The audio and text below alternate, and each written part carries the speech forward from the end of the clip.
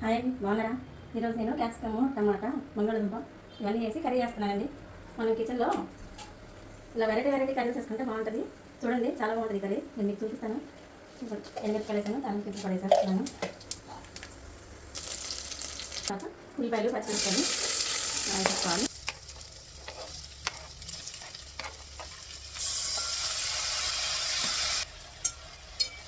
బయట వెదర్ అస్సలు బాగలేదండి.